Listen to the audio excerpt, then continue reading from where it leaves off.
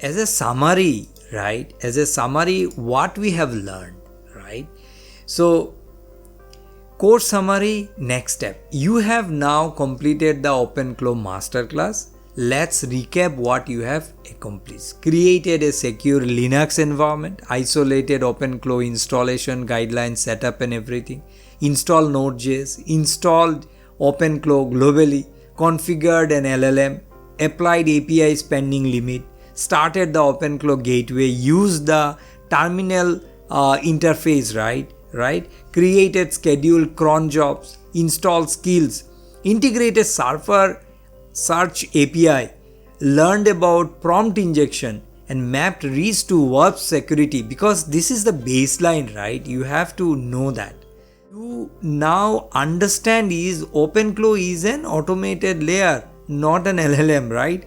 Persistent agents require careful isolation. API keys are, attack surfaces, right? Of course, right? Skills are untrusted extension, prompt injection is real, and security misconfiguration is the biggest risk. Remember, AI automation must follow WASP thinking. That is what I wanted, because you are going to do a lot of AI automation, right?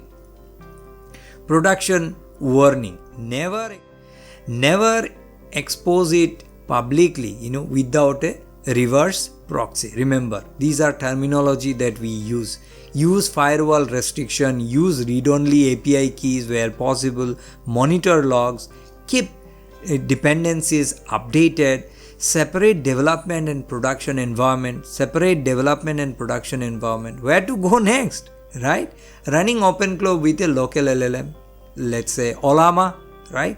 Creating custom skills, logging and monitoring setup, reverse proxy hardening, Docker-based deployments is possible, right? Building a multi-agent, architecture. So, OpenClaw is not magic. It is a tool, a flexible automation layer, powerful but only when deployed responsibly. Automation increases capability, security ensures sustainability. Please remember, build carefully, deploy responsibly, keep learning. Congratulations and thank you very much for joining this course. I am overly happy that I could share something with you. I hope this was helpful.